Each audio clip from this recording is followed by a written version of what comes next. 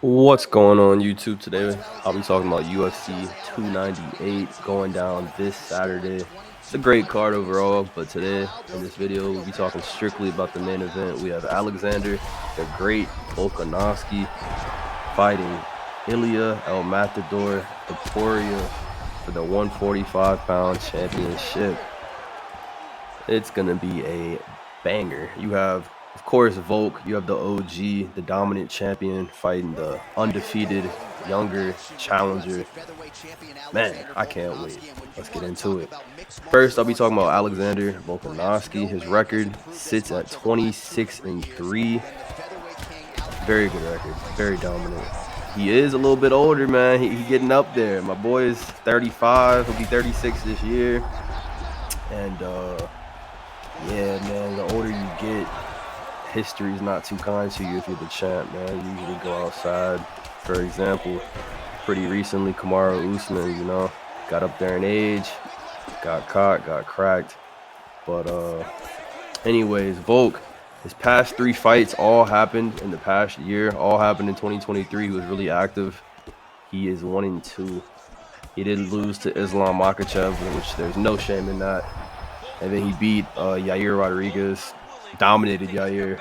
But that first Islam fight, very, very close. A lot of people thought he won. A lot of people thought it should have been a draw. I think Islam did win the fight. Maybe you could make an argument for a draw. I don't think Volk won it. But very, very close fight. There's no shame in that fight. So then moving forward, he fights Yair later in the year, last year, 2023.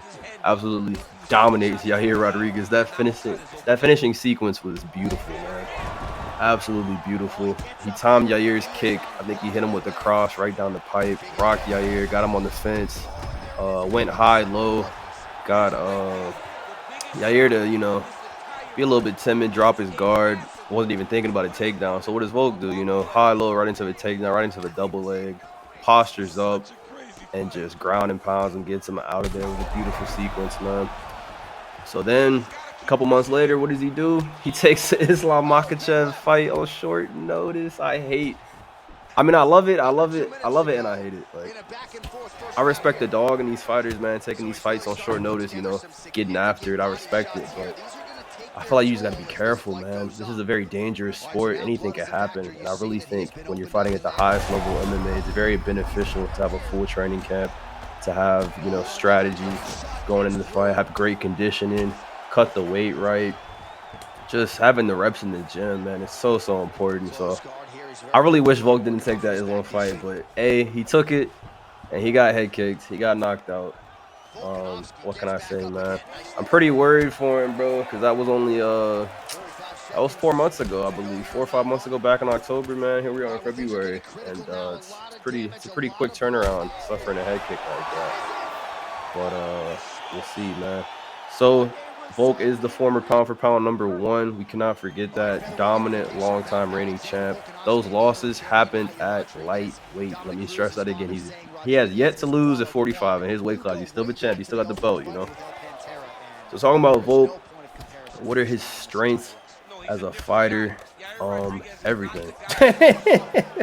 His stand-up is amazing, bro. His boxing, his kickboxing, his fight IQ in there, man. How he can adjust, like I was talking about earlier, that Yair adjustment. Like Yair just cracked him with the kick, and he literally adjusted instantly, bro. Like the next time he timed the kick perfectly. Like he realized what Yair was doing. He thought in his head on the fly, bro. Like you're in a war, You have a killer standing in front of you. On the fly, he's thinking, he's playing chess. Like that is special, man. A lot of people need to get back to the corner, and they don't see it in the fight, They got to get back to the corner in between rounds, and their coach has to tell them. But nah, man, Volk's fucking smart, bro. Volk sees it. That you can't coach that fight IQ, bro. You just have it or you don't, So his fight IQ is amazing. His adjustments in the fight are amazing. His stand-up is amazing. His wrestling offense is pretty good, and his wrestling defense. I really can't remember him getting taken down. I know Islam took him down recently. Before that, I think Chad Mendez might have took him down like years ago. Point being, he doesn't get taken down often. He's a little brute of a thing, Former rugby player. Short, stubby legs. It's hard to get in on a shot on him.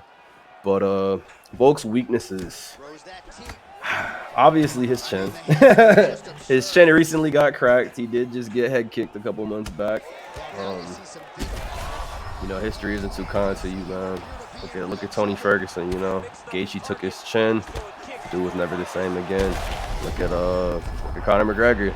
Big Conor fan, but Justin knocked him out. What happened after that? You know, he lost the next fight, broke his leg.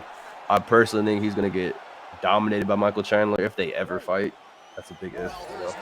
But going back to Volk, his other weaknesses, I would maybe say I'm just nitpicking here, man. The dude's great. There's not really too many holes in his game, but I guess you could say submission defense. You know, Brian Ortega got him in a very tight guillotine from full mount. He got him in a very tight triangle. Almost submitted Volk twice. Very, very close. So gotta watch out for that. Does Ilia have that kind of jiu-jitsu that Ortega has? Probably not. Does Volk really need to worry about submissions from Ilia Topuria? I don't think so personally, but hey, you never know. It is MMA. So Volk going in this fight, what is his game plan going to be? If I were his coach, I would want to take Ilia into deep waters, man. I'm talking round 3, round 4, round 5, and drown him, man. Humble him. Teach him there's levels to this game. Rearrange his face. Ilia's been talking crazy, bro. He's been talking crazy this whole time, man. So yeah, bro. Definitely, if you're Volk, man, don't try and get him out there early. Put a pace on him. Be very calculated. Just pick him apart, man. Pick him apart. I think that's what we're gonna see. But hey, we'll have to wait till the end of the video for me to get my official prediction. So, once again, overall game plan: take him in deep waters. Fight MMA, man. Boxing, kickboxing, grappling. Don't just throw the hands. Don't just play outside. You know, get in the pocket, stand and bang. Throw some kicks, some leg kicks, some head kicks, some body kicks. Rip the hands, rip the combos, grapple a little bit. Now, moving on to Ilia Topuria. His record stands at 14-0. He is undefeated. He is 27. He's pretty young. I feel like he's entering his prime right now. You know, I'd say 27 to 33. That's usually your prime years in MMA, in my opinion. Ilia's past 3 fights are Jay Herbert. He knocked him out. Bryce Mitchell. He submitted Bryce. Shout out Bryce Mitchell, man. that's a funny man from Arkansas. Man. I fuck with Bryce, man. But he did get submitted by Ilia. And lastly, I think we all know Ilia Topuria completely dominated Josh Emmett. He got a 50-42 scorecard. That's unheard of. I think there's been like 1 or 2 other 50-42 scorecards, you know. Absolutely insane. Complete and utter domination. Wasn't close. Fight probably could have been stopped multiple times, but hey, man, Josh Emmett's a savage in his own right. It's hard to get him out of there. I personally don't think Ilia should be here. I feel like 145, it runs through 2 people. It runs through Volk and it runs through Max. I don't know how Ilia got this shot without fighting Max Holloway. I feel like you've got to beat Max. But hey, man, he's here. It's happening. And what are Ilia's strengths as a fighter? His boxing, man. He's got some of the best hands in the UFC. He's got pretty good grappling. Like I said, he's submitted people before. But yeah, mostly the hands, man. He's finishing people. He's knocking people out cold. And it's impressive, man. Super, super impressive.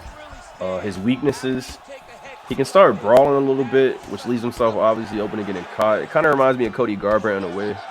I'm not saying he is Cody, but Cody's got unlimited potential, bro. But he just brawls and he gets caught and he gets knocked out. Is that going to happen? We'll see. I've just noticed when he starts brawling, he's gotten dropped before. He's gotten caught in past fights. Ilia has. But, you know, if it happened once against lesser competition, it's no secret that I think Volkanovski will be able to do the same exact thing. Lastly, for the weaknesses, I would say the pressure on this dude's shoulder. He added the pressure himself, honestly. It's his first title fight. It's his first time on the big stage, main event in a pay-per-view, you know, fighting somebody of Volk's caliber. That's pressure, man. That's pressure. Some people melt under it. He's still undefeated. So that's pressure. Like, you got to defend that. You know, just a whole bunch of pressure on his shoulders that could affect him. What is his game plan going to be? Obviously, I think it's going to be boxing, pressuring him a lot, and looking for that first round knockout, man. Getting Volk out of there quick. I think that's Ilia's best bet. So my official prediction for UFC 298 going down this Saturday, I have Alexander the Great Volkanovski winning by round 3, round 4, somewhere in there by knockout. I think he's going to adjust, and I think he's going to get Ilia out of there. Let me know what you guys think down in the comments below. Who do y'all have taken it? I appreciate y'all tuning into the video. Don't forget to drop a like and subscribe. I'll catch y'all next time. Enjoy the fights this weekend.